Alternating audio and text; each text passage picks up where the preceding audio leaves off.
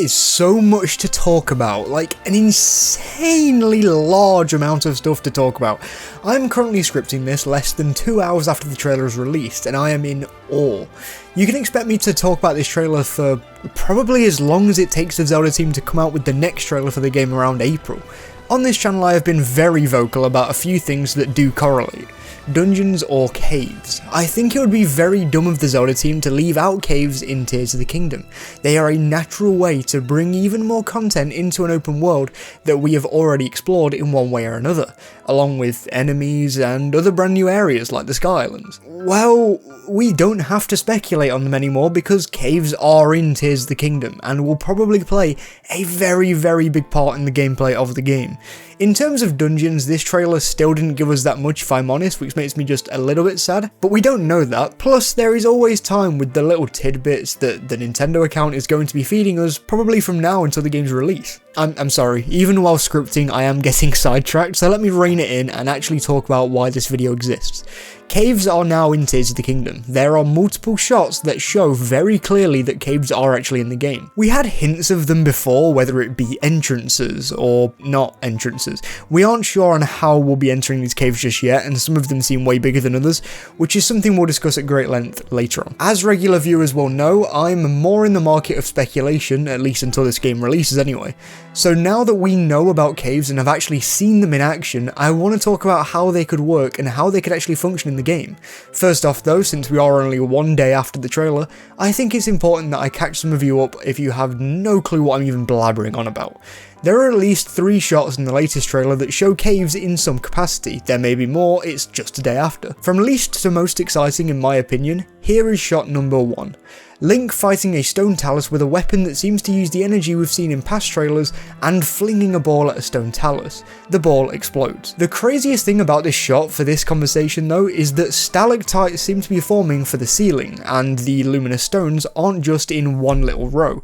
They have created brand new assets for the caves themselves. To me, this shot says a lot about how important caves are bound to be in Tears of the Kingdom, even if they're not the main meat of the marketing. This isn't just the same caves we're used to in Breath of the Wild, with smooth ceilings and floors. There are actual formations forming and ores forming too. The next shot, being the one that we likely saw a cinematic version of in the E3 2019 trailer for the game, shows us that we are very likely to be playing this section to start with the game. This isn't a cinematic any longer, this is in-engine. I'm thinking this is going to be just before or just after a full cave-like Great Plateau area, but it might be a little too early to speculate on the specifics. This is important because it means that trailer will not be happening off-screen though, which is very good in my opinion. Finally, we end off with this shot. When I first saw this, I had no clue what I was looking at, quite frankly. It shows up, and as quickly as it's there, it's gone. But it is the single greatest piece of evidence for caves playing a huge part in certain sections of this game. Initially, I thought that this part of the trailer was more than likely taking place in the Ridgelands, with the weird mushroom-like things being replaced by more sinister surroundings. But those were shown later in the trailer. So I did a little bit of digging, and with some help from the Discord server and countless other tubers, we can clearly see that stalactites are also growing from the ceiling in this shot too, which means that this area, one of the first shots in the entire trailer, is taking place in a giant underground area. Like if we examine it very closely, it looks like this area is going to be just as big as one entire region in Breath of the Wild, which is real exciting because we thought that if caves were going to be in the game, they'd likely be smaller like the cave scene in the shot of the talus. But that's just not it. There is at least one big cave in this game. It's possible this is even a dungeon considering enemies seem to be infected with malice, and there seems to be malice on the floor too. So now that the evidence for caves has been presented to you, let's do the speculation part. How could caves be used? With some of them being absolutely massive and others being just a little speck on the map, presumably, they can't all have the same purpose, right? Well, let's talk about it. I don't think they'll all be doing the same thing, but I think their purposes will be fairly similar overall. As I said in the opening to this video, we still haven't had our first look at dungeons yet. Or so we think. There seems to be people on both sides at the moment. Some seem to think that dungeons in Tears of the Kingdom could pretty much all take place up in the Sky Islands, and some people think that there could be dungeons in caves. I think why not have a little bit of both? If we truly aren't having traditionally themed dungeons in the next game, which we still don't know, I think breaking them up into underground and sky-based would make them a lot more fun. At the same time as that, we're also used to the Divine Beast and the Shrines, using pretty similar themes. It was all Sheikah technology at the end of the day, which could be making a return, by the way. So I think the possibility of some of the Sky Islands and some of the caves being smaller to make way for shrine equivalent areas isn't out of the question. I mean, we've seen a lot of Sky Islands now, and they all have different sizes. Some of them are positively ginormous and seem to have weird structures on them, while others are just little islands with a few trees on them and a small body of water. If some of these smaller islands are used as our shrine equivalents, then that'd make sense. Back to caves though, I think there is one way that we could be heading down into the caves of Hyrule. When making Breath of the Wild, the Zelda team didn't quite care how much of the underground the Sheikah decided to build for their grand trials for the hero, for the shrines.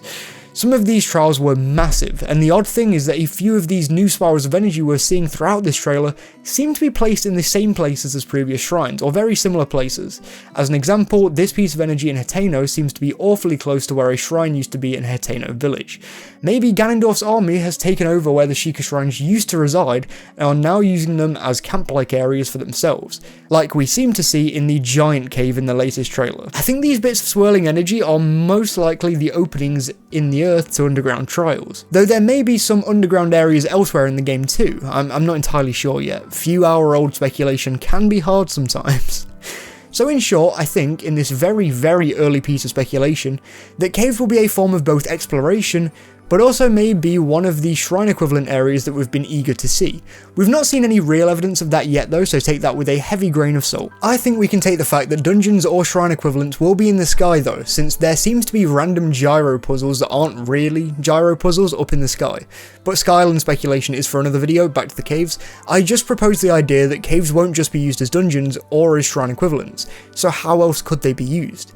We've seen a ton of these towers scattered around the map in the latest trailer, and even in the last trailer.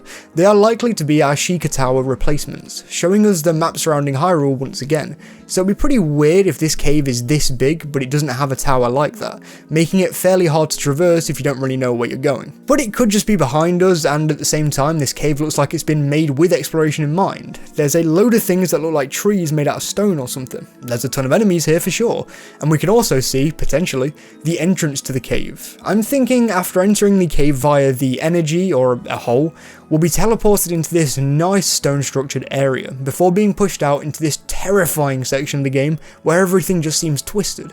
I really thought the game was going for a real dark tone in the overworld when I first saw this shot, so to have confirmation that it really is just a cave was quite nice.